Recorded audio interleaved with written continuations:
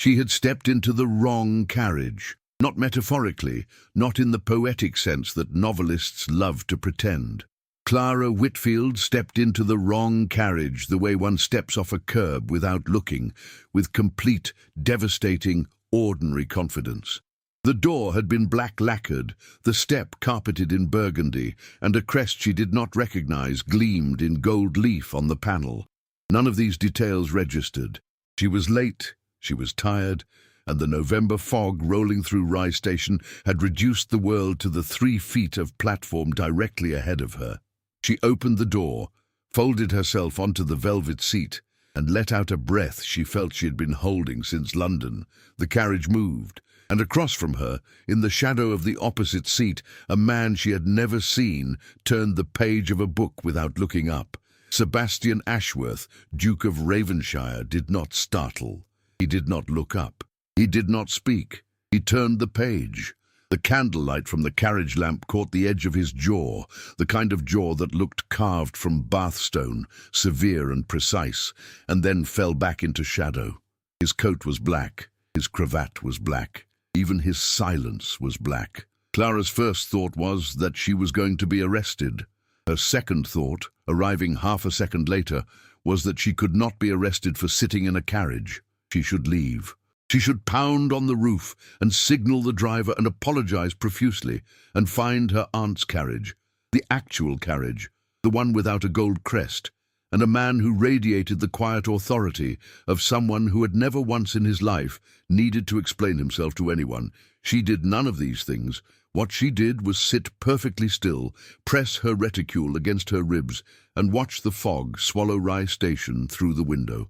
Her heart was beating so hard she could feel it in her wrists. Her coat was damp, her boots were damp, her gloves, which had been ivory that morning, were now the color of weak tea. She looked like a woman who had been traveling for 6 hours in the rain because she had been traveling for 6 hours in the rain. She looked like a woman who had been sent away from her uncle's house in London with a letter to a dressmaker in Rye and the promise of employment that she suspected was charity dressed in silk. She looked, in other words, like exactly what she was, a young woman of good name and no money, and the wrong person to be sitting in a duke's carriage.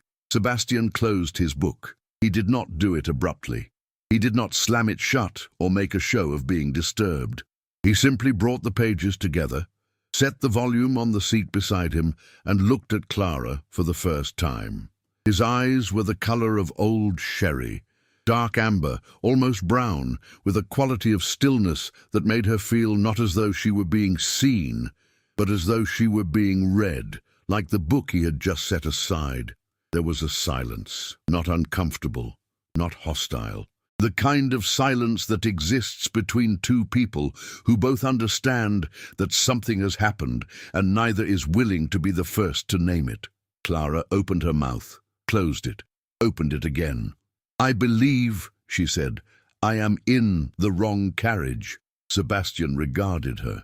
His expression did not change. Not amusement, not irritation, not the cold condescension she might have expected from a man of his station confronted with a woman who had invaded his private conveyance. He simply looked at her with the same focused attention one might give a document of uncertain provenance. "I believe you are," he said. His voice was low, not soft. There was a difference. Soft implied yielding.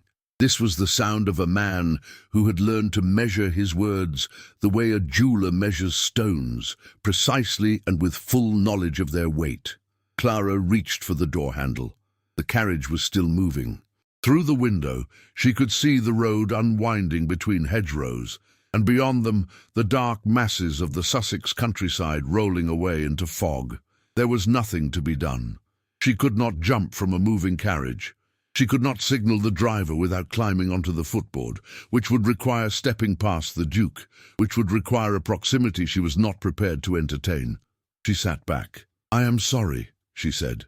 "The fog, your carriage was at the platform, and my aunt's was meant to be there, and they looked, I thought—" "You thought nothing," Sebastian said, not unkindly, factually. "You saw a door and walked through it. That is not thought. That is impulse." Clara felt heat rise along her neck. She was not accustomed to being corrected by strangers, and she was less accustomed to the correction being accurate. She had seen a door and walked through it. That was what she had done. That was what she always did. Her aunt had told her more than once that Clara Whitfield's life was a series of doors walked through without looking, and that one day she would walk through the wrong one and find herself somewhere she could not walk back from. She wondered briefly if this was that door. "Where is the carriage bound?" she asked. "Ravenshire Hall. I need to return to Rye." "You will, after we arrive. I will have my driver return you." "That could be hours." "It will be approximately 40 minutes. I cannot impose on your—" "You are already imposing. The question is no longer whether you will, but for how long." Clara pressed her lips together. She looked out the window. The hedgerows were dissolving into a landscape of grey and green, the road climbing gently toward higher ground. Somewhere in the fog, a church bell struck the hour. 3 tones, muffled, as if the sound itself were wrapped in wool. She was 23 years old. She was fair-skinned, with dark hair that she had pinned up that morning in a style that had not survived the rain, and eyes the colour of grey water, the kind of eyes that shifted with the light, sometimes almost blue, sometimes almost green, always somewhere in between. She had been told she was beautiful, but the people who told her were the same people who told her she was impractical, and she had long since decided that beauty without means was merely a debt presented early and collected late. She had £60 to her name. She had a room above a dressmaker's shop in Rye, if the letter of held. She had a trunk, which was at this moment on the correct carriage, heading to Rye without her. She had, in other words, very little to lose. And the man across from her had everything. Sebastian Ashworth, Duke of Ravenshire, owned land in Sussex, Kent, and Northumberland. He sat in the House of Lords. He had been educated at Eton and Oxford, had taken his seat at 21 upon the death of his father, and had spent the intervening 14 years becoming the kind of man whose silence could fill a room more completely than another man's speech. He was 35. He was unmarried.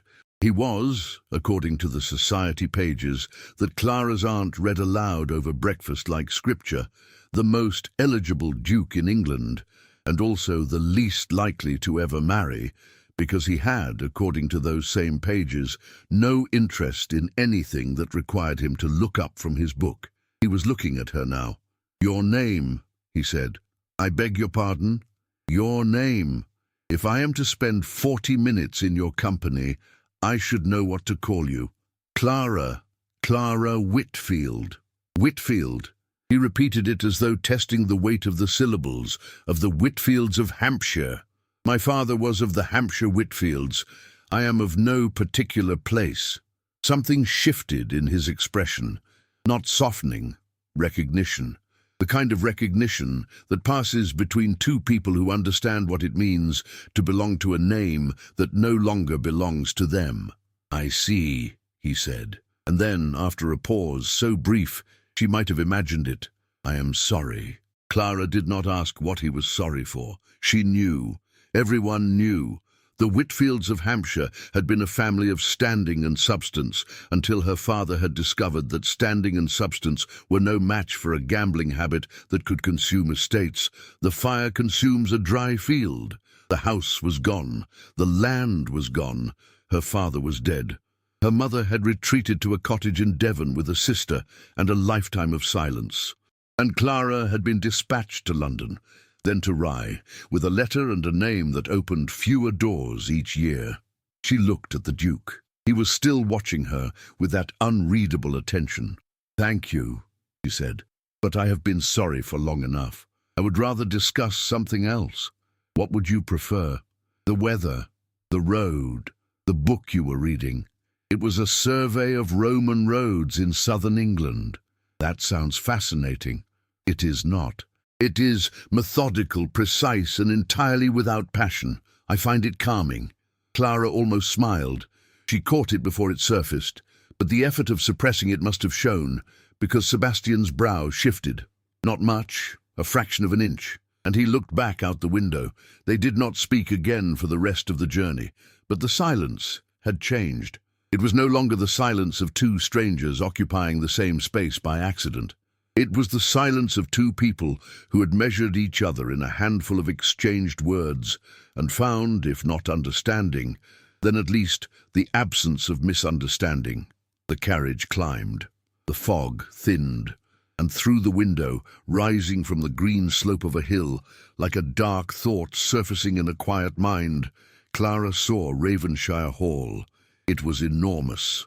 Not the showy enormity of a palace built to impress, but the accumulated weight of centuries, stone upon stone, wing upon wing, the architecture of a family that had been building and rebuilding since the Tudors, and had never once felt the need to apologize for any of it. Towers at the corners, a courtyard visible through iron gates, gardens that swept down the hillside in terraced lines, formal and immense, even in November's bareness. The carriage turned through the gates and crunched to a stop on gravel. Sebastian rose. He stepped out without offering his hand. He did not look back at her as he walked toward the entrance, where a footman in green livery was already holding the door. Clara climbed out on her own, and on the steps, watching the carriage arrive with the expression of a woman who has just been told that the unexpected has occurred and has decided that the unexpected is precisely what she has been waiting for, stood a young woman in a grey walking dress, with a face that was an echo of Sebastian's, the same dark eyes, the same precise bone structure, but arranged with a warmth that her brother's features did not permit. Lady Eloise Ashworth, the Duke's sister, 26 years old. Unmarried, though not for want of offers. She had refused 4 proposals in 2 seasons, and the reason, she told anyone who asked, was that she was waiting for someone interesting. The reason, she told no one, was that she was waiting for her brother to marry first, because she had watched him spend 14 years alone in a house built for a family, and she had decided, with the quiet ferocity that was the Ashworth inheritance, that she would not leave him to it. She watched Clara step down from the carriage. She saw the damp coat, the ruined gloves, the dark hair escaping its pins, the grey eyes looking up at the hall with the expression of a woman who has just realized she is somewhere she cannot easily leave. And Lady Eloise Ashworth, who had been looking for a solution to a problem that had no name, felt something click into place behind her sternum. The click of a key turning in a lock she'd been trying to open for years. She smiled. She did not smile the way society women smile, with restraint and calculation.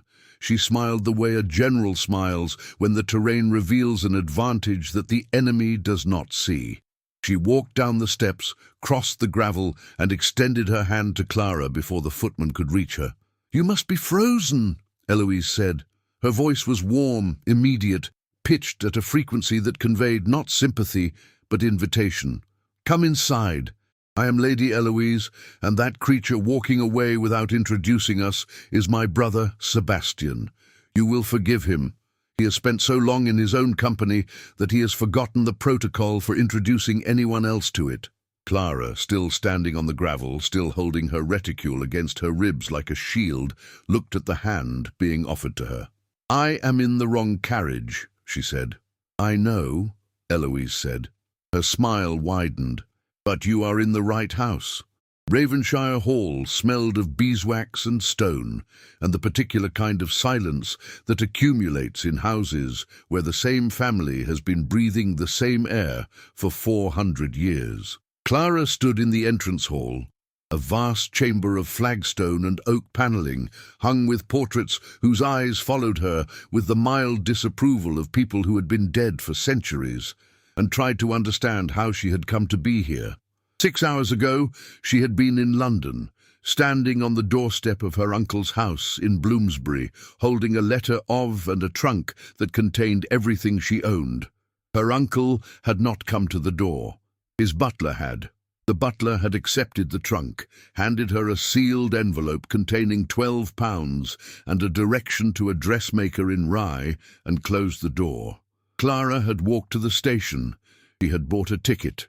She had stood on the platform at Rye in the fog, and she had opened the first carriage door she found, and now she was standing in a duke's house, being looked at by a woman who was smiling as though Clara had arrived by appointment. "Mrs. Holt," Eloise said, addressing a woman who had materialized from the shadows of a side passage with the silent efficiency of someone who had spent her life in service to a household that did not tolerate noise. "This is Miss Whitfield. She will be staying with us. Please prepare the blue room in the east wing." Mrs. Holt looked at Clara. She looked at Eloise. She looked back at Clara. "For how long, my lady?" "That depends entirely on the weather," Eloise said, "and on Miss Whitfield's patience. My brother can be trying." Clara opened her mouth to say that she had not agreed to stay, that this was a misunderstanding, that she needed to return to Rye, that her trunk was on its way to a dressmaker's shop and she had employment, or the promise of employment, which was not the same thing but was close enough to matter, and that she could not simply remain in a stranger's house as though she had nowhere else to go. But the truth was simpler than all of that, and it sat in her chest like a stone. She did not have anywhere else to go. The dressmaker's room was not certain. Her aunt's carriage would not return to Rye until tomorrow. Her £12 would last perhaps 3 weeks if she was careful, and she had never been careful with money, because careful was a word for people who had enough of it to plan around. She was, as Sebastian had noted in the carriage, impulsive. "I cannot impose," Clara said, because it was the only thing she could say that would not reveal the full measure of her situation. "It is not an imposition," Eloise said. "It is a rescue. You were lost in the fog, Miss Whitfield. My brother found you. I'm keeping you. These things happen." She linked her arm through Clara's with the easy confidence of a woman who had spent her life taking hold of things, situations, conversations, people, and shaping them to her purpose. She guided Clara through a corridor, past a library whose doors stood open to reveal shelves that reached the ceiling, past a drawing room where a fire burned in a grate large enough to roast an ox, and into a small morning room at the back of the house, where the windows faced east and the pale November light lay across the floor like a wash of silver. "Sit," Eloise said. "I will send for tea, and then you will tell me everything." Clara sat. She did not tell Eloise everything. She told her enough. Her father, the gambling, the loss of the estate, the dispatch to London, the letter to the dressmaker. She told it the way she had learned to tell it over the past 3 years, without emotion, without commentary, as though she were reading aloud from a document that concerned someone else. Eloise listened without interrupting. She sat with her hands folded in her lap, her dark eyes fixed on Clara's face, and when Clara finished, there was a silence that lasted long enough for the tea to arrive and for the maid to pour it and withdraw. "You are very composed for a woman who has just lost the last of her options," Eloise said. "I'm not composed. I'm tired. There is a difference." "Yes, there is." Eloise picked up her cup. She drank. She set it down.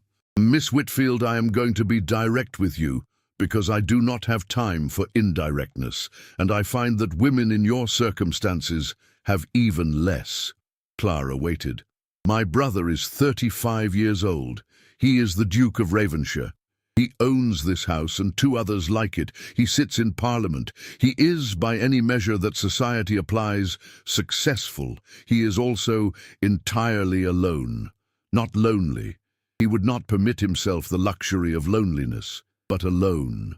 He has been alone since our father died 14 years ago, and he has constructed his life around that aloneness with the precision of an engineer building a bridge. Every routine, every habit, every hour of his day is designed to reinforce the structure. He reads because books do not require conversation. He rides at dawn because the stables are empty. He eats in his study because the dining room is too large for one man, and he will not admit that it is." She paused.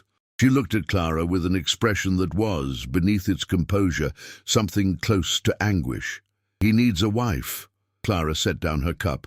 Lady Eloise, I am not suggesting what you think I am suggesting. I am not proposing a match. I am not that reckless. I am proposing that you stay here, in this house, for a period of time, a week, perhaps 2, and that during that time, my brother is forced to exist in proximity to a woman who is not a servant, not a relation, and not a fixture. Someone who talks, someone who has opinions, someone who walks through doors without looking, because my brother has spent 14 years looking through doors and never once walking through them. You want me to be a disruption. I want you to be an interruption. A very small, very strategic interruption in a routine that, if left undisturbed, will harden into something that cannot be changed. He is 35. In 10 years, he will be 45 and set in stone. In 20, he will be 55, and the stone will be all that is left. Clara looked at the window. The November light was fading. Beyond the glass, she could see the gardens stretching away, the terraced beds bare and formal, the yew hedges dark against the grey sky. Somewhere in this house, Sebastian Ashworth was sitting in a study, reading about Roman roads, and the house around him was vast and silent and perfectly maintained, and it was not a home. It was a monument to a man who had mistaken solitude for strength. She knew what that looked like. She had grown up in a house like that before the debts consumed it. Her father had been the same, not cruel, not absent, just present in a way that filled no space, like furniture that no one sat on. I cannot stay here without a reason, Clara said. People will talk. People always talk. The question is whether what they say matters. It matters to me. Then we give them a reason that satisfies their curiosity. Eloise leaned forward. I need someone to reorganize the family archive. My grandmother's papers, letters, diaries, documents going back to the 1780s. They have been in the attic for 30 years.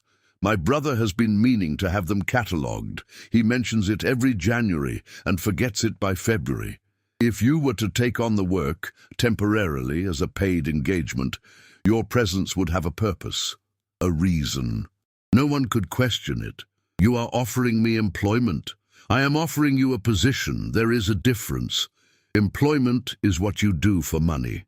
A position is what you hold because someone needs you to hold it. Clara looked at her. She looked at her for a long time. She was trying to find the calculation in Eloise's eyes, the self-interest, the manipulation, the angle.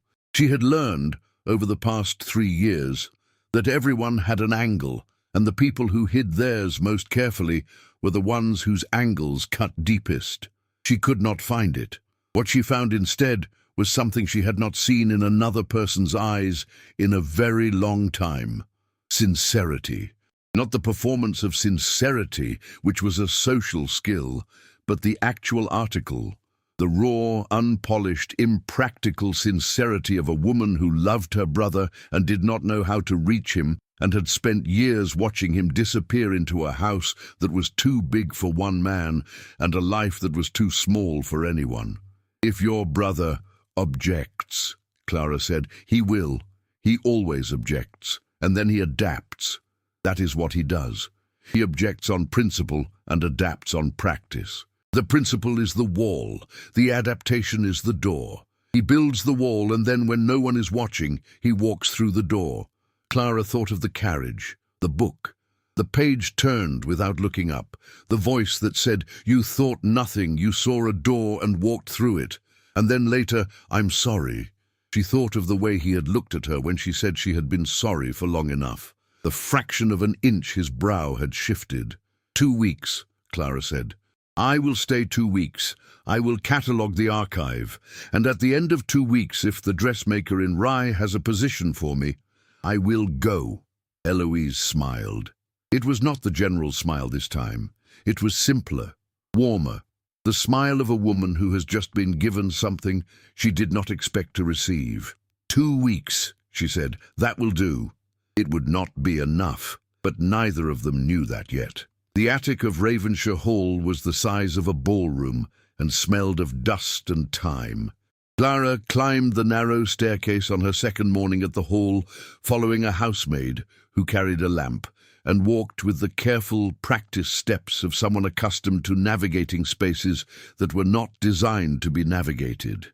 The stairs turned twice, narrowed, and opened onto a long room with a sloped ceiling, dormer windows on either side, and rows of trunks, crates, and folio boxes arranged against the walls like the contents of a life that had been packed away and forgotten. "This is the lot, miss," the maid said, setting the lamp on a table covered in dust sheet. "Her ladyship said you was to have full access. Shall I send up the tea tray?" "Please." The maid left. Clara stood in the doorway and breathed in the air of the attic. The dry, papery, slightly sweet smell of old documents and fabric and wood that had been shutting out the world for decades. She had always loved this smell. It was the smell of archives, of records offices, of the British Museum reading room, where she had spent the happiest hours of her abbreviated London season, not at balls or assemblies, but in the quiet stacks, turning pages that no one else had touched in years. She pulled off her gloves. She rolled up her sleeves. She opened the first trunk. Inside, she found exactly what Eloise had described: the papers of Lady Margaret Ashworth, the Dowager Duchess of Ravenshire, grandmother to Sebastian and Eloise. Letters bundled in ribbon. Diaries in leather covers, their spines cracked, their pages swollen with the moisture of decades. Account books, household ledgers, invitations, programs, a small bundle of pressed flowers that had been tucked between the pages of a Bible and had left their ghost shapes on the thin paper like fossils pressed into stone. Clara lifted the first diary and opened it. The handwriting was small, precise, and surprisingly modern. Lady Margaret had written the way she must have spoken, with economy and directness, as though words were a currency she preferred not to waste. March 3rd, 1798. The daffodils are late this year. S says it is the cold. I say it is the soil. We disagree. He is wrong. He will never admit it. I will never stop telling him. Clara smiled. She read on. The diary entries were short, daily, intimate. Not the composed journal of a woman writing for posterity, but the private record of a woman writing for herself. Lady Margaret had been a correspondent, a gardener, a reader, a woman who had run the Ravenshire estate with the same precision her grandson now applied to his solitude, and who had, apparently, argued with her husband about daffodils with the same cheerful stubbornness that Clara recognized in Eloise. She worked through the morning. The light from the dormer windows shifted from pale silver to thin gold and back again as clouds crossed the sun. She catalogued trunks, sorted letters by date, and began the slow, meticulous work of bringing order to a life that had been stored in darkness. She did not hear Sebastian come up the stairs. She became aware of his presence the way one becomes aware of a change in temperature, not through sight or sound, but through the skin, a shift in the quality of the air, a weight in the silence. She turned. He was standing in the doorway, one hand on the frame, watching her. He had changed from his travelling clothes into a dark coat and waistcoat, and his cravat was tied with a precision that suggested he had done it himself, and had done it for years without needing a mirror. His expression was unreadable, but his eyes moved across the attic, the opened trunks, the sorted papers, the table covered in documents, with the focused attention of a man assessing damage. "You have been here since morning," he said. "Since 8. It is 1:30. Clara looked at the window. The light had shifted again. She had not noticed the time passing. She had been inside the diary, inside the letters, inside the life of a woman who had been dead for 20 years, and whose voice was so vivid that Clara had forgotten she was reading and not listening. "I found your grandmother's papers," she said. "She was remarkable. She was stubborn, that too. But her letters to the botanist at Kew, she was corresponding with Sir Joseph Banks about the gardens here. She designed the East Terrace herself. Did you know that?" Sebastian's jaw tightened, not in anger, in the way that a man's jaw tightens when he is confronted with something he did not know and suspects he should have. I did not. There are plans, original plans, in her hand. She drew them. They are accomplished drawings, not amateur sketches. She understood drainage, soil composition, sun exposure. She was not a dabbler. She was an architect who happened to be a duchess. Sebastian stepped into the attic. He moved between the trunks with the careful economy of a man who does not like to touch things he has not chosen to touch. He stopped beside the table and looked down at the papers Clara had arranged. The letters sorted by decade, the diaries stacked in chronological order, the pressed flowers laid out under a sheet of glass she had found in a corner. "You have been here for 5 hours," he said. "It did not feel like 5 hours. That is not the point. The point is that you were given a task, and you have undertaken it with a seriousness that exceeds the task. You think I am overdoing it. I think you are doing more than anyone would expect of a woman who was offered temporary employment cataloguing papers." Clara looked at him. She set down the diary she was holding. She turned to face him fully, and the gesture, small, deliberate, the movement of a woman choosing to give her full attention, seemed to unsettle him, because he took a half-step back before catching himself and holding his ground. "Your sister asked me to catalogue these papers," Clara said. "I am cataloguing them. I do not know how to do a thing badly because someone did not ask me to do it well. If that is a fault, I apologize. But I will not work carelessly to make other people comfortable." Sebastian looked at her for a long moment. His eyes, dark amber, still, precise, moved across her face with the same focused attention he had given the attic. He was cataloguing her. She understood this. He was reading her the way she had been reading his grandmother's papers, looking for the patterns beneath the surface, the signs of damage, the evidence of authenticity. "You are angry," he said. "I am not angry." "You are. You are angry because I implied that your competence is excessive. No one has ever told you that before, have they? That you are too competent. You have been told you are too impulsive, too opinionated, too forward. But no one has ever told you that you do something too well." Clara's throat tightened. She did not speak. "I am telling you," Sebastian said, "that it is not a criticism. It is an observation, and I do not know what to do with it." He turned and walked out of the attic. His footsteps receded down the narrow staircase, measured and unhurried, and Clara stood in the silence he left behind and pressed her hands flat against the table and breathed. She was not angry. She was terrified, because he had seen her. In 5 hours of work and 2 minutes of conversation, he had seen the thing she had spent her entire life concealing.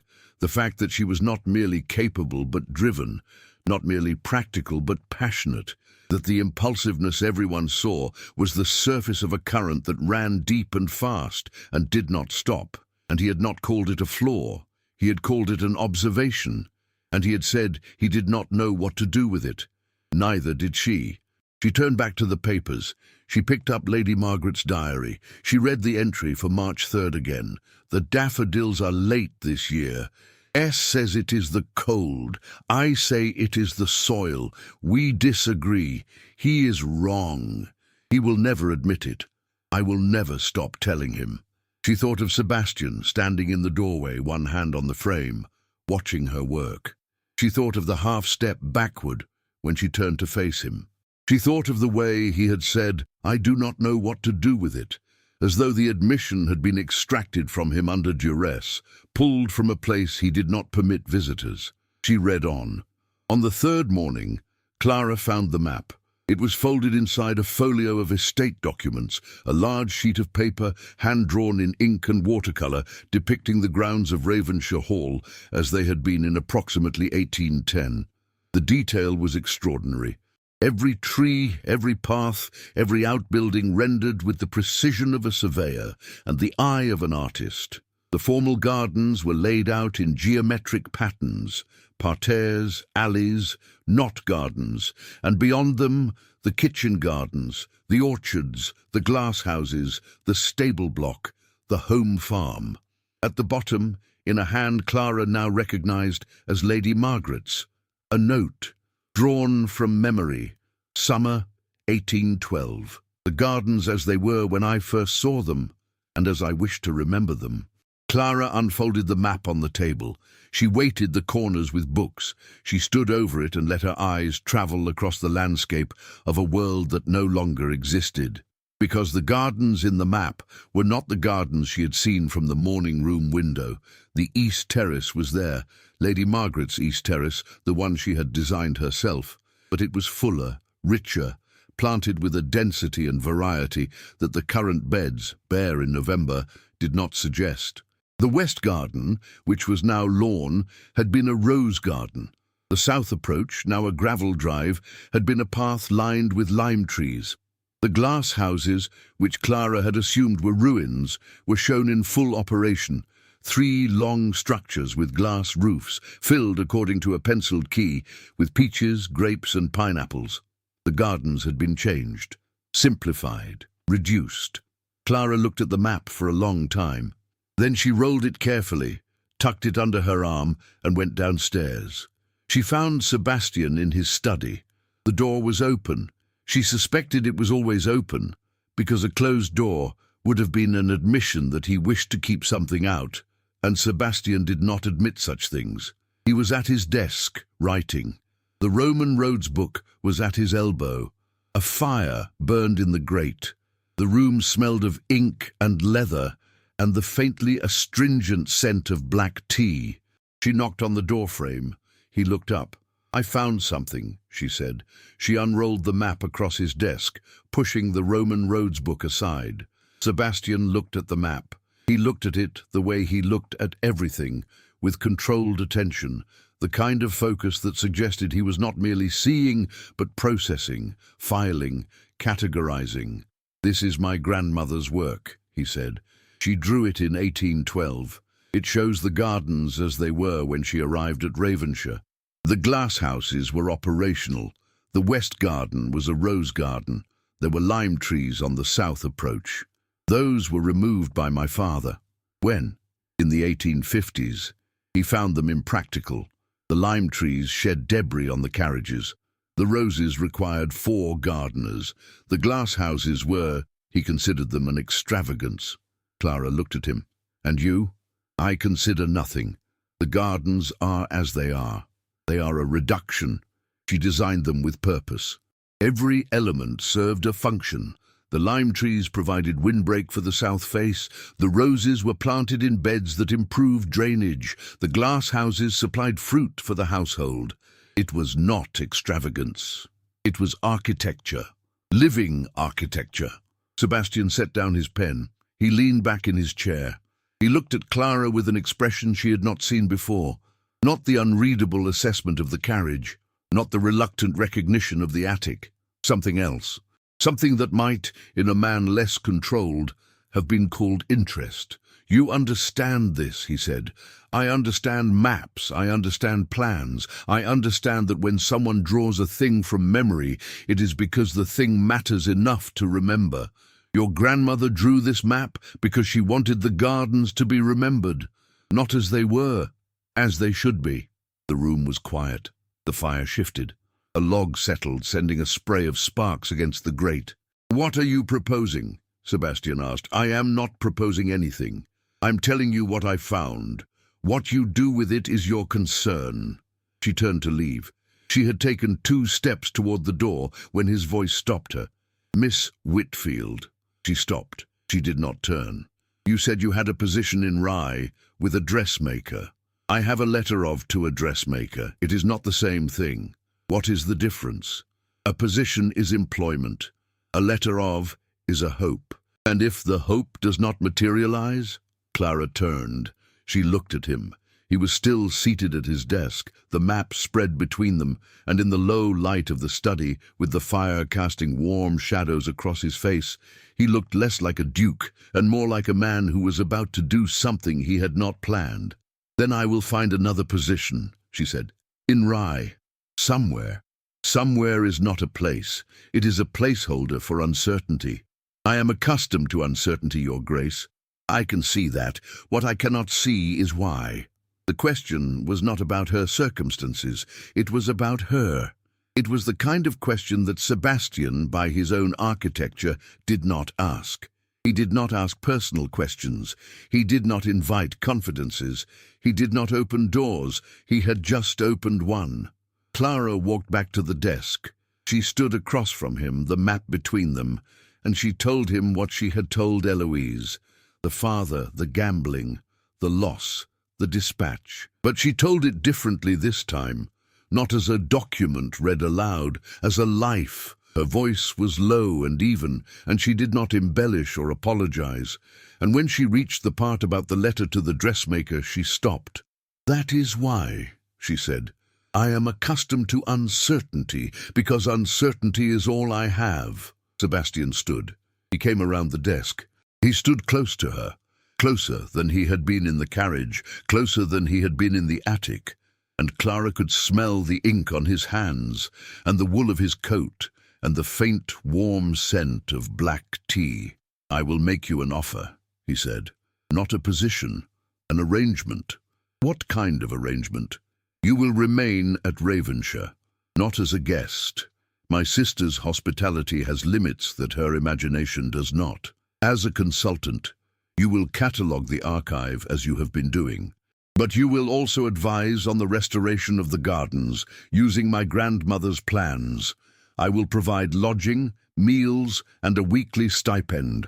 The arrangement will last until the work is complete or until you wish to leave, whichever comes first. And if your sister objects?" "My sister arranged this. She will not object." Clara looked at the map. Lady Margaret's gardens drawn from memory, every line a record of something that had existed and been lost. She thought of her own life.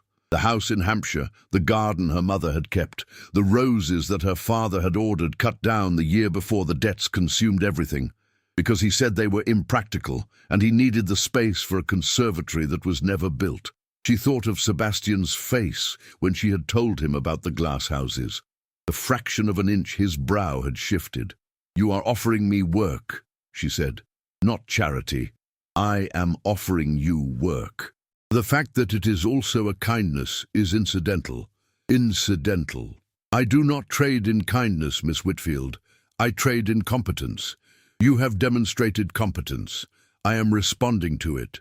If you find kindness in the transaction, that is your interpretation, not my intention." Clara almost smiled again. She caught it again. But this time, she let the edge of it show, just the corner of her mouth, just for a moment.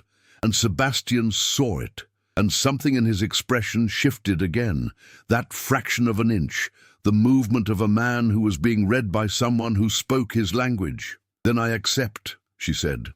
They stood in the study, the map between them, the fire behind them, and the arrangement was made.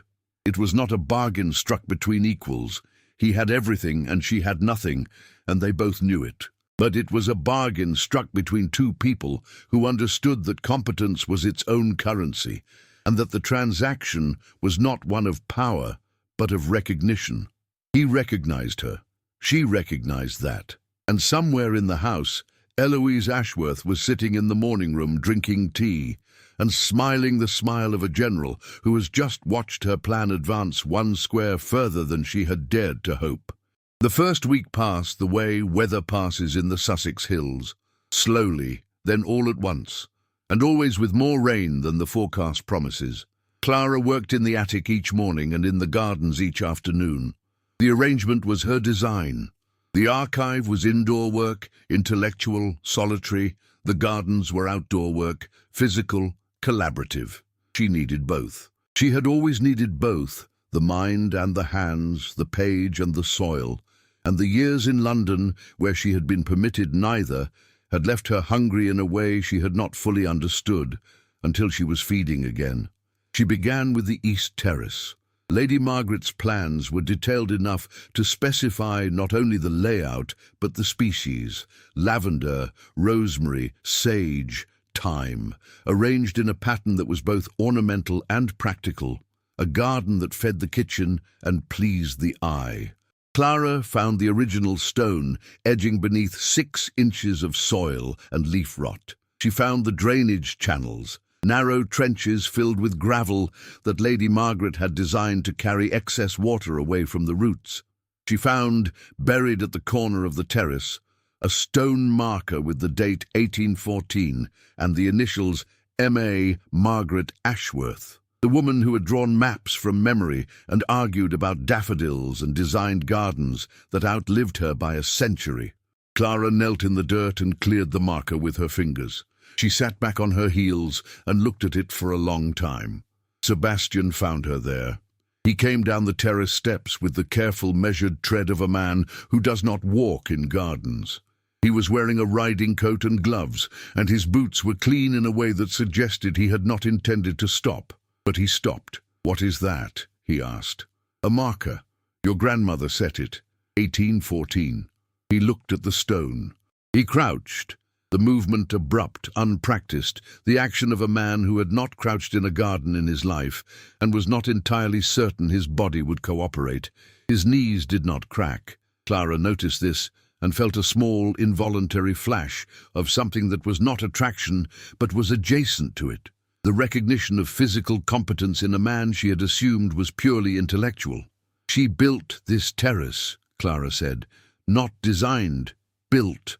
The plans show the layout, but the stone is hers. She chose it, she placed it, she set the edging. The drainage is hers. The soil composition, she amended it. She added sand to the clay and charcoal to the sand, and she built a growing medium from nothing. This was not a woman who told gardeners what to do. This was a woman who did it herself. She was a duchess. She was a gardener. The title was incidental." Sebastian looked at Clara. She was kneeling in the dirt, her sleeves rolled to the elbow, her hands dark with soil, her hair escaping its pins in the way it always escaped its pins. There was a smudge of earth on her cheek.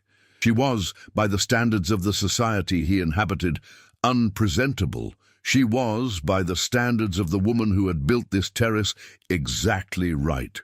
"You remind me of her," he said. The words came out before he seemed to intend them. Clara saw the moment he realized what he had said. A tightening around his eyes, a fractional withdrawal, the reflex of a man who had opened a door and immediately wished he had not. "I am not a duchess," Clara said. "No, you are not." He stood. He brushed his knees. "You are, however, in my garden, kneeling in the dirt, talking about my grandmother, with the authority of someone who has known her for years rather than days. I have known her for years. I have been reading her diaries. Her voice it is present, it is immediate. She writes the way she must have spoken. I know her. You know her words. You do not know her. Words are how we know people, especially people who are gone." Sebastian looked at the terrace. The cleared stones, the uncovered drainage, the marker with his grandmother's initials. He looked at the garden beyond it, the bare beds and the empty spaces where the glass houses had stood, the skeleton of a world that had been alive and had been reduced year by year to nothing. "My father removed the gardens because they reminded him of her," Sebastian said. "Not because they were impractical. He said they were impractical. But the truth is that he could not bear to walk past the rose garden without hearing her voice telling him which varieties to deadhead. He could not enter the glass houses without seeing her at the potting bench, so he removed them, the roses, the trees, the glass. He removed her." Clara stood. She wiped her hands on her apron. She looked at him. "And you?" she said. "You left them removed." "I did not. You left the garden as your father made it. Empty. Because, what? Because restoring it would mean hearing her voice too?" Sebastian's jaw tightened. The muscle along his jawline stood out like a cable under tension. He did not speak. Clara took a step toward him. She did not touch him. She was not a woman who touched. But she stood close enough that the space between them was not a distance, but a charge. "Your grandmother drew that map from memory because she wanted someone to rebuild what she had made, not to preserve it, to rebuild it, to make it live again. She did not draw a record. She drew a blueprint. How do you know that? Because I read the note on the bottom. The gardens as they were when I first saw them, and as I wish to remember them. She did not write as I wish to remember them. She wrote as I wish them to be remembered. The construction is intentional. She was writing to the future. She was writing to you. The garden was still. The November wind moved through the bare branches of the yew hedge, and a bird, a robin, its breast absurdly bright against the grey afternoon, landed on the stone marker and sat there as though it had been waiting for this moment to arrive. Sebastian looked at the robin. He looked at the marker. He looked at Clara. "Help me," he said. It was not a command. It was not a request. It was the sound of a wall developing a crack, not breaking, not collapsing, but cracking, in the precise structural sense of the word, a fissure that lets light in. Clara nodded. They worked together that afternoon. Sebastian removed his gloves. He knelt beside her on the terrace, and together they cleared the stone edging from one end to the other, working in a silence that was neither comfortable nor uncomfortable, but simply present. The silence of two people doing the same thing with their hands and not needing to explain it. When the light began to fail, they stood. Sebastian looked at the terrace, the cleared stones, the exposed drainage, the soil that was dark and rich and ready. "Tomorrow," he said. "Tomorrow," Clara said. He walked back to the house. She watched him go, the straight back, the measured stride, the way he held his gloves in one hand and did not look back. He did not look back because looking back would have been an admission. And Sebastian Ashworth did not make admissions, but his gloves were dirty. He had not noticed, and Clara watched him walk into Ravenshaw Hall with soil on his hands for the first time in his life, and she thought, the door is open now. Whether he walks through it is his choice. She stayed in the garden a while longer. The robin was still on the marker. The wind was cold. The light was going. She knelt again and placed her hand flat on the stone. M.A. 1814. "I will finish what you started," she said. She did not say it loudly. She said it the way one speaks to the dead, quietly, without performance, with the understanding that the words are not for the dead, but for the living who need to say them. She stood. She went inside, and the garden was dark, and the marker was cold, and the robin stayed until the last light was gone, and then it too went, and the terrace was alone with its stones and its soil and its memory of what it had been and its promise of what it might be again. On the 9th day Clara found the letters. They were not in the attic. They were in the garden, buried more precisely beneath the flagstones of the east terrace, in a cavity that Lady Margaret had created by hollowing out the space beneath the corner stone and lining it with lead sheet. Inside the lead lining, wrapped in oilcloth and tied with the same blue ribbon that Lady Margaret had used for her diary bundles, were 18 letters. Clara carried them inside. She did not read them in the garden. She took them to the morning room, where the light was good and the fire was lit, and Eloise was sitting with a book she was not reading. Eloise looked up. She looked at the letters. She looked at Clara's face. "What have you found?" "Letters. Beneath the terrace. Lady Margaret hid them." "Hidden how?"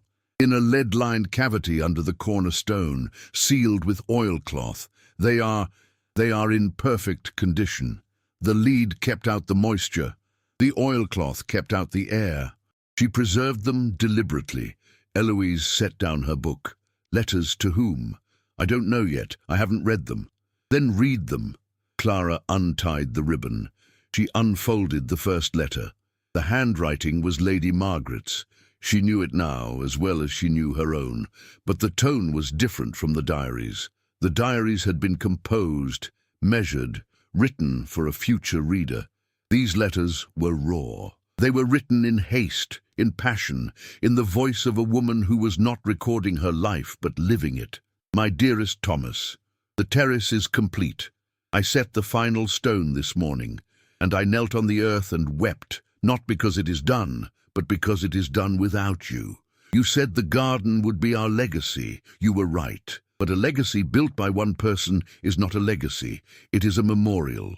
And I did not want a memorial. I wanted a garden. I've hidden these letters beneath the stone because I cannot bear to keep them where they might be found, and I cannot bear to destroy them because they are the only proof that you existed. You are not in the portraits. You are not in the family Bible.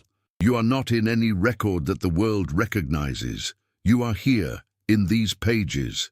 In the words I wrote to you when no one was listening. Come back to me. If not in body, then in memory. Come back and walk the garden and tell me the drainage is wrong and the lavender is too close to the wall and the thyme will not thrive in this soil. Tell me I am wrong about everything except this, that I loved you and that the garden is proof. Your Margaret Clara read the letter aloud. When she finished, the morning room was silent. The fire had not moved. The clock on the mantel had not struck. The world had stopped, the way the world stops when a secret surfaces that changes the shape of everything around it. Eloise spoke first. Thomas, she said. Who is Thomas? I don't know. There is no Thomas in the family records. He is not our grandfather. No, your grandfather's name was Edmund. These letters are to someone else. They read through the afternoon. The letters told a story that the diaries had not. A story within the story, a life beneath the life. Lady Margaret had loved a man named Thomas, who was not her husband. He had been the estate's head gardener, a man of no family, no fortune, no standing. They had worked the gardens together. They had built the terrace together. He had taught her about soil and drainage and the habits of plants, and she had taught him about architecture and geometry and the structure of space. And somewhere between the first stone and the last, they had fallen in love. It had not been a scandal. It had not been a secret, not entirely. Lord Edmund had known. The household had known. The letters suggested a quiet, devastating arrangement. Thomas remained the gardener. Margaret remained the duchess. They worked side by side in the garden and apart in the house, and the world saw what it expected to see, and the truth lived only in the letters she buried beneath the stones they had laid together. Thomas had died in 1819. A fever. 3 days. The letters after his death are different, shorter, less composed, written in a hand that trembles. The last letter is dated June 1820. My dearest Thomas, it has been a year. The garden is still here. The lavender blooms. The drainage works. The thyme thrives, as you said it would. I was wrong about the thyme. You were right. I will never admit it to anyone but you. I am building the glass houses now. 3 of them, for peaches, grapes, and pineapples. You would say I am being extravagant. You would be right, but I need to build something that lives, Thomas. I need to put something into the ground that will grow after I am gone. The children do not need me. Edmund is a good father, and the house runs itself. But the garden needs me, and I need it. I will leave the map. I will draw it from memory the way you taught me to draw, not as the garden is, but as it should be. Someone will find it. Someone will read it. Someone will understand that this garden was not a hobby. It was a conversation. Between you and me. Between the earth and the hand. Between what is and what could be. Come back to me. I know you cannot, but the garden is here, and the garden is you. Your Margaret Clara set down the last letter. She looked at Eloise. Eloise's eyes were bright, not with tears, but with the fierce, contained brightness of a woman who has just discovered that her grandmother was not the person she thought she was, and that the person her grandmother actually was better. She loved him, Eloise said. She built him a memorial and called it a garden. She hid him in the ground. She gave him a place to exist, when the world would not let him exist anywhere else. They sat in the morning room. The fire burned. The letters lay on the table between them, 18 pieces of paper that contained a life no one had known about, a love that had lived and died and been buried beneath a stone terrace in a garden in Sussex. Clara thought of Sebastian. She thought of the way he had knelt beside her in the dirt, the way his gloves had gotten dirty, the way he had said, "Help me," and it had sounded like a wall cracking. She thought of the wrong carriage, the wrong house, the wrong woman. in the wrong place, at the wrong time, and she thought that perhaps wrong was not the word. Perhaps the word was something else, a word she did not yet have, a word for the thing that happens when you walk through a door without looking and find on the other side not disaster, but the thing you did not know you were looking for. She gathered the letters. She folded them carefully. She placed them back in the oilcloth and tied the blue ribbon. "We should tell him," Clara said. "Sebastian! He should know. About Thomas, about the garden, about what his grandmother built and why. He will not take it well. I know. He does not permit complications. I know. He will see Thomas as a failure, as a betrayal, as evidence that his grandmother was not the woman he believed her to be. Then we will show him that she was more, that the woman he believed her to be was only the surface, that beneath the surface was a woman who loved and lost and built something beautiful from the loss. That is not a failure. That is a life." Eloise looked at Clara. She looked at her for a long time. "You care about him," she said. Clara did not answer. She did not deny it. She did not confirm it. She gathered the letters and walked out of the morning room and down the corridor toward Sebastian's study, and her hands were steady, and her step was even, and her face was composed, and inside her chest, beneath the bone and the breath, something was happening that she could not name, and could not stop, and could not walk away from. She had stepped into the wrong carriage. She was beginning to understand that there was no wrong. She told him that evening. Not in the study. The study was his territory, and she had learned in 2 weeks that Sebastian Ashworth in his study was a man encamped behind fortifications, every object in its place, every surface a rampart against the unexpected. She chose the garden, the east terrace, where the cleared stones lay in their rows, and the marker with Margaret's initials caught the last light. She spread the letters on the stone. She let him read them. He read them standing. He did not sit. He did not speak. He read each letter from beginning to end, and when he finished one, he set it down and picked up the next, and his face was the face of a man whose interior is being rearranged without his consent. When he finished the last letter, he stood looking at the terrace for a long time. The light was nearly gone. The sky was the color of ash. A single star had appeared above the roofline of the hall, and it was bright and cold and very far away. "Thomas," he said, "the head gardener. He helped her build the terrace, the glass houses, the garden. She loved him. Yes, and my grandfather knew. Yes, and the garden, the entire garden. It was not her hobby. It was a conversation between two people, a living record of a relationship that the world would not recognize." Sebastian turned to face her. His expression in the failing light was stripped, not controlled, not composed, not the careful arrangement of features that she had come to recognize as his public face. It was the face beneath the face, the one he did not show, the one that existed only in private, and perhaps not even there, because Sebastian Ashworth had spent so long being one thing that he had nearly forgotten how to be anything else. "My father knew," Sebastian said. "He knew about Thomas. He found the letters, not these, but others, correspondence in the estate files. He found them when he was a young man, before he married my mother, and he destroyed the garden because of it. Not because the garden was impractical, not because it required too many gardeners, because it was the evidence, because every stone, every path, every bed was proof that his mother had loved someone who was not his father, and he could not bear it." Clara did not speak. "He never told me. He never told anyone. I found out because the estate files have gaps. Documents that should be there are not. Letters that should be filed are missing. I assumed it was neglect. It was not. It was erasure, systematic, deliberate erasure. My father spent his life removing Thomas from the record, and then he removed the garden, because the garden was the only record Thomas had." Sebastian's voice was steady. It was always steady, but the steadiness had changed. It was no longer the steadiness of control. It was the steadiness of a man who has walked to the edge of something and is standing there, looking down, and the drop is real. He removed the wrong thing, Clara said. Sebastian looked at her. He removed the garden. He should have removed the shame.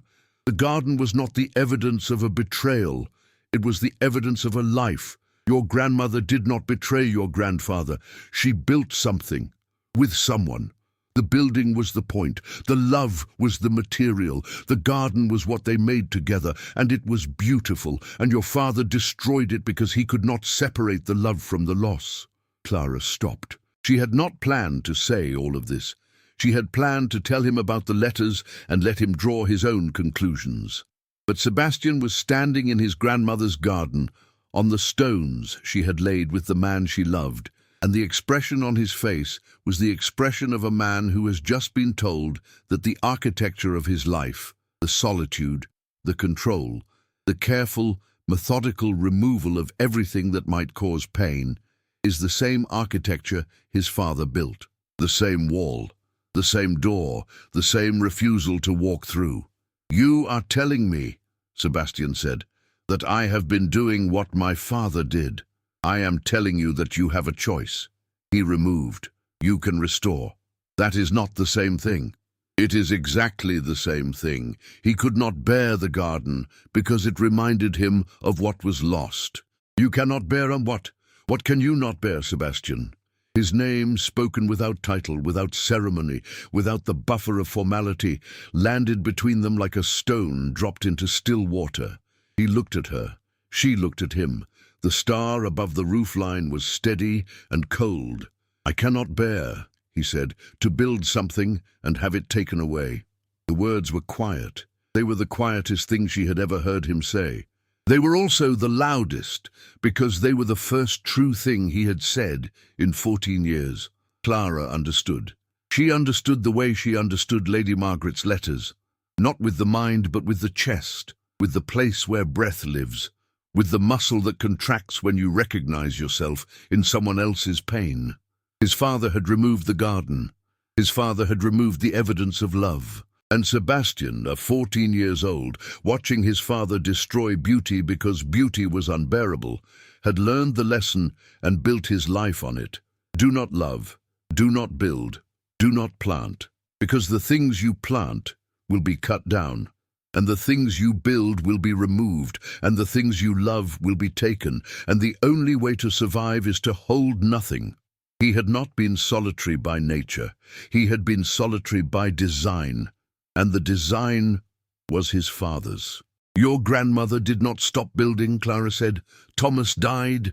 She did not stop. She built the glass houses. She drew the map. She buried the letters. She kept going, not because she was not afraid, but because she understood that the alternative was worse. The alternative was your father. The alternative was a man who destroys what he cannot bear to keep. Sebastian looked at the terrace, at the stones, at the marker. M.A. 1814. She hid the letters under the stone, he said. She hid them where they would be found, by someone who was looking, by someone who understood that a garden is not a decoration, it is a record, by someone like you, by someone like me. But I am leaving in 5 days, Sebastian, and when I am gone, the garden will be here, and the letters will be here, and the choice will be yours. The same choice your father had, the same choice your grandmother had. Remove or restore, destroy or build, walk away or stay. The star was brighter now. The sky had darkened. The garden was a collection of shapes, the yew hedges, the bare beds, the cleared terrace, the two of them standing on stones laid by a woman who had loved a man the world would not let her name. Sebastian did not speak. He turned and walked into the house, and Clara stood on the terrace and watched him go, and the night came down around her, and she did not move, because she understood that some doors cannot be walked through for other people. Some doors a person must open alone. The pieces are falling into place. Or are they? Tell me in the comments what you think is coming next, and if you haven't subscribed yet, now's the time. The best is yet to come. On the 12th day, the storm came. It had been building for 2 days, a pressure in the air, a heaviness in the clouds, a stillness in the garden that Clara recognized from her childhood in Hampshire as the silence that precedes a storm. The birds went quiet. The yew hedges stood like walls. The wind stopped and the world held its breath, and then, at 3:30 in the afternoon, the sky turned the color of a bruise, and the rain came. Not rain, water. A wall of water that hit the hall like a living thing, driving sideways, hammering the windows, flooding the gutters, turning the gravel paths to rivers. The light went out. The house groaned.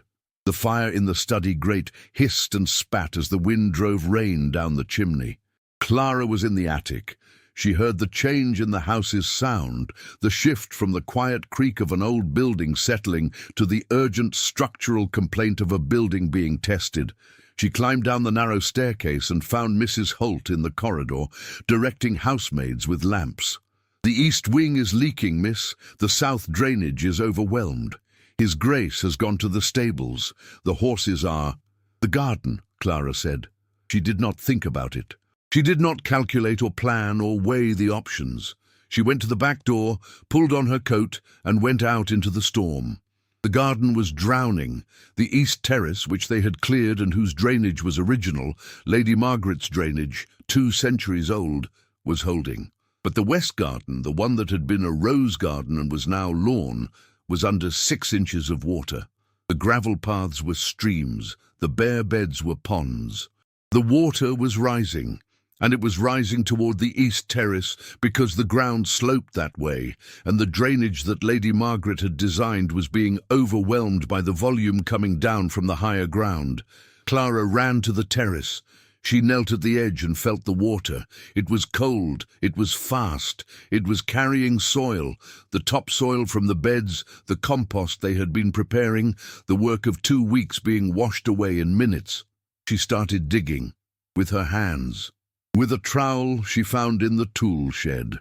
She cleared the drainage channel at the west edge of the terrace, pulling out leaves and debris, opening the path for the water to flow away from the stones. The water was up to her wrists. Her coat was soaked. Her hair was plastered to her face. She could not see. She could barely breathe. She dug, and then Sebastian was beside her. He did not speak. He did not announce himself. He was simply there, on his knees in the water, his coat gone, his shirt sleeves rolled, his hands in the mud, clearing the channel beside her. He moved with the same focused, methodical precision he applied to everything. Each stone lifted, each handful of debris removed, the channel opened inch by inch. He did not look at her. He did not need to. They were working, and the work was the only language that mattered. They cleared the channel. The water found the path and began to drain. Not quickly but steadily, the level dropping inch by inch from the terrace edge. Clara sat back on her heels, breathing hard, her hands black with mud, rain streaming down her face. Sebastian was beside her. He was breathing hard too. His shirt was translucent with water. His hair was dark and flat against his forehead. He looked, she could not find the word. He looked like someone who had been asleep for a very long time and had just woken up. "The glass house foundations," he said. "What?" "The west garden. There were 3 glass houses. My father had them demolished. But the foundations, they would have been below ground level. They would have been filled in. If the fill is rubble, it is blocking the natural drainage. The water that should be flowing through the old foundation channels is being forced up and over the surface. Yes, we need to find the foundations. Open them. Let the water through." Sebastian looked at her. In the rain, in the failing light, with the water rising around them and the house groaning behind them, he looked at her the way he had looked at her in the carriage, the focused, assessing, unreadable gaze. But this time, beneath the assessment, there was something she had not seen before. Trust. "Show me where," he said. She knew where. She had memorized the map. She had walked the ground. She could feel the foundations beneath her feet, the slight unevenness in the soil, the places where the ground was firm because there was stone beneath it. She led Sebastian to the west garden, and they dug. with spades from the tool shed, with their hands, with the desperate, unglamorous labor of two people trying to save a garden that was not yet a garden, but was a promise of one. They found the first foundation at 6 o'clock. A brick wall, 18 inches below the surface, with a drain opening that had been packed with rubble. Sebastian cleared the rubble with his hands. The water rushed through the opening with a sound like breath released. A gasp, a sigh, the sound of something that had been held back finding its way forward. They found the second foundation at 7, the third at 7:30. By 8 o'clock, the water was draining. The garden was no longer drowning. The beds were still flooded.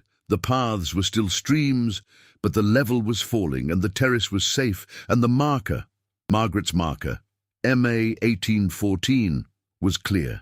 They sat on the terrace, side by side. In the rain, which was easing now, the worst of the storm having passed, the sky lightening from bruise to iron. They were soaked, they were filthy. Clara's hands were bleeding from the rubble. Sebastian's shirt was torn at the shoulder. Neither of them moved. "Your grandmother," Clara said, "would have been proud. She would have been furious. She would have said the drainage should have been cleared years ago. That too." The rain stopped. The clouds parted. And through the gap, the last light of the day, not sunlight, not the golden hour that painters love, but the thin, clear, honest light that comes after a storm, fell across the terrace and lit the stones and the marker, and the two of them sitting side by side with mud on their hands and something unnamed between them. Sebastian turned to her. He looked at her face, the rain on her skin, the mud on her cheek, the grey eyes that shifted with the light. And in this light, after the storm, they were almost green. "You are leaving in 2 days," he said. "Yes." Clara, her name. Again, without title, without ceremony. Just the 2 syllables, spoken the way one speaks a word that has been held in the mouth for a long time, and is being released not by choice, but by necessity, because holding it any longer would be to carry something too heavy for one person to bear. He kissed her. Not the way dukes kiss women in novels, not with practiced elegance, not with the assurance of a man who has done this before and knows the choreography. He kissed her the way he did everything, precisely, with the full weight of his attention, as though this were the first and last time he would permit himself to do it, and he intended to be present for every second. Clara kissed him back. She kissed him back because she had been wrong. Wrong about the carriage, wrong about the house, wrong about the woman, wrong about the Duke, wrong about everything. And the wrongness was not a mistake. It was a door.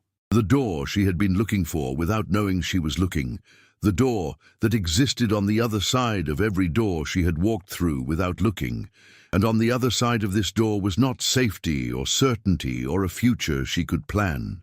On the other side of this door was a man who had spent 14 years not building anything because he was afraid of losing it, and who was now sitting in the rain in a garden his grandmother had built with a man she loved, and he was holding Clara's face in his muddy hands, and he was not letting go. They separated. The light was gone. The sky had closed over. The garden was dark and wet and alive. "Stay," Sebastian said. It was one word. It was the smallest word in the language, and the heaviest. It was the word his father had never said. It was the word his grandmother had written in every letter. "Come back, come back, come back," translated into the present tense, spoken not to the dead, but to the living, by a man who had just walked through a door he had spent his entire life pretending did not exist. Clara looked at him. She looked at him in the dark, in the rain, in the garden that was a ruin and a promise, and a conversation between two people who had loved each other across the distance that the world imposed. "Stay," he said again. "I was not planning to leave," she said. And the garden held them, and the night held the garden, and somewhere beneath the stones, in a lead-lined cavity, 18 letters lay in their oilcloth wrapping, and the ribbon that bound them was the same blue as the sky that would come in the morning, 6 months later. The map of Ravenshire's gardens hung in the entrance hall. in a frame of gilt and oak, beside the portrait of Lady Margaret that had been cleaned and restored and now presided over the house with the quiet authority of a woman who had been right about everything, including the time. The east terrace was in full bloom: lavender, rosemary, sage, thyme. The herbs that Lady Margaret had specified, planted in the pattern she had designed, growing in the soil she had amended. The drainage worked. The stones held.